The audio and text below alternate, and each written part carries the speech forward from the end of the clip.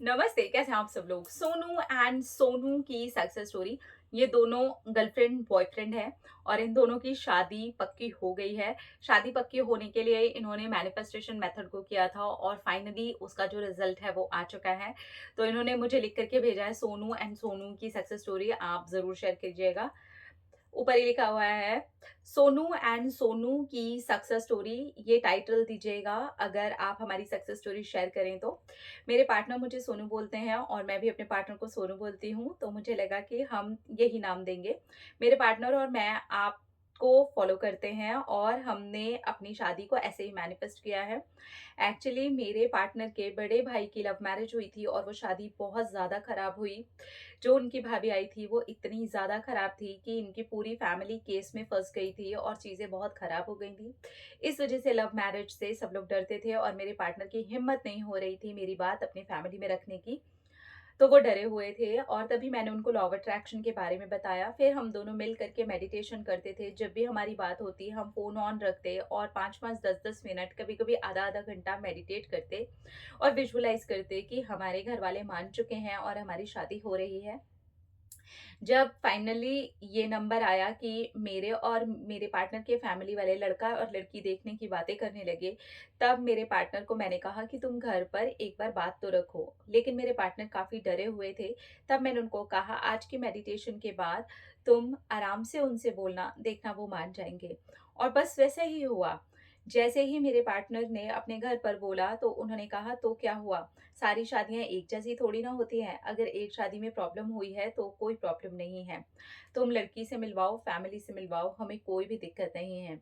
हमारी कास्ट अलग है, हमारी सारी ऐसी-ऐसी चीज़ें अलग हैं कि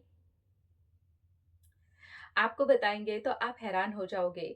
ऐज में भी हमारी फ़र्क है। मैं ही अपने पार्टनर से बड़ी हूँ और कास्ट भी हम दोनों की अलग है। हम दोनों को ऐसा लग रहा था कि ये दोनों चीज़ें तो ज़रूर ही इश्यू बनेंगी, लेकिन कुछ भी इश्यू नहीं बना। हम दोनों डेली ही मेडिटेशन करते और डेली ही विजुअलाइज़ करते। लेकिन मेरे पार्टनर थोड़े से डरे हुए थे। उस दिन मैंने उनको यही जब समझाया तो हम दोनों ऐसे फ़ेज़ में चले गए जहाँ हम एक्ट एज़ इफ कर रहे थे, जैसे कि पेरेंट्स मान गए हों। और मैंने ही अपने पार्टनर को ये वाली बात भी बोली थी, तुम बस बात रखो, ऐसे रखो, बिना डरे रखो जैसे वो मान गए हैं। और जब उन्होंने मुझे कहा कि अरे उन्होंने तो एक बार भी कुछ नहीं बोला, सीधा तुमसे मिलने की ही बात कर दी है। और अब तो हमारी मुलाकात भी हो चुकी है, फैमिलीज़ भी मिल चुकी हैं, उसके बाद ही आपको ये सक्सेस स्टोरी लिख रहे हैं। हम दोनों की एंगेजमेंट भी हो चुकी है, बहुत जल्दी ही शादी हो जाएगी। मैं अब उनके भैया के लिए प्रेयर कर रही हूँ, उनके भैया के लिए कैसे क्या मैनिफेस्ट करूँ वो आप मुझे ज़रूर बताइएगा। Thank you so much Sonu and Sonu की सक्सेस स्टोरी शेयर करने के लिए। Thank you so much, thank you so much Shankar Parvati, thank you Bholenath, thank you everyone, thank you butterfly family, thank you so much Shambhavi the, thank you. Okay, thank you so much, thank you. तो पहली बात तो कितने cute cute दोनों partner हो कि phone on करके दोनों मेडिटेशन करते थे बजाय प्रेमी प्रेमिका वाली बातें करने के। तो आप दोनों मेडिटेशन करते और ये विजुअलाइज करते कि फैमिली वाले मान गए हैं। होता क्या है जब एक जगह कोई गड़बड़ हो जाए, जैसे कि इनके जो पार्टनर के ब्रदर हैं, उनकी लव मैरिज हुई लेकिन केस ही पूरी तरीके से नेगेटिव हो गया, तो फैमिली डर जाती है। तो शायद इस वजह से इनके जो पार्टनर थे वो डर रहे होंगे, लेकिन ऐसा कुछ भी नहीं हुआ। इन्होंने सिंपल सीधे तरीके से आराम से मैनिफेस्ट कर लिया, जबकि नेगेटिव जो सोचने वाली बातें थी वो बहुत ज़्यादा थी। जैसे कि लड़की की एज का ज़्यादा होना, जो कि मुझे नहीं लगता कि इतना बड़ा प्रॉब्लम अब आज के समय में बनाना चाहिए।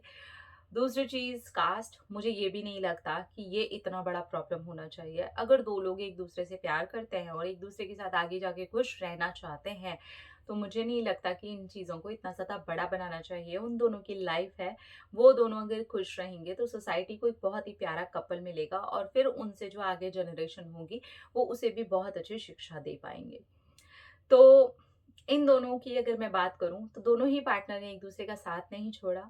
इनके पार्टनर ने इनकी बात मानी। उन्होंने कहा, डरिए मत, टेंशन मत लीजिए, जाइए, बिना डरे वहां जाइए और अपनी बात रख दीजिए, देखिएगा सब अच्छा होगा। और वैसा ही हुआ। सारी चीज़ें कॉन्शियसली माइंड में होते हुए भी आसानी से मैनिफेस्ट हुआ, क्योंकि इन दोनों ने अपना जोर लगाना नहीं बंद किया, अपनी एनर्जी को क्लीन करना, अपने आप को पॉजिटिव रखना, अपने माइंड के अंदर उस चीज़ को इस लेवल पे फीड कर देना कि वो सबकॉन्शियस के अंदर चला जाए। इसीलिए मेडिटेशन का इतना महत्व है, क्योंकि थॉट्स कम हो जाते हैं। उस टाइम पर आप जो भी प्लांट करते हैं वो इजीली प्लांट हो जाता है और आपका मैनिफेस्टेशन कंप्लीट होता है। तो वो उदाहरण आप इस स्टोरी के अंदर ही आराम से देख सकते हैं और समझ सकते हैं।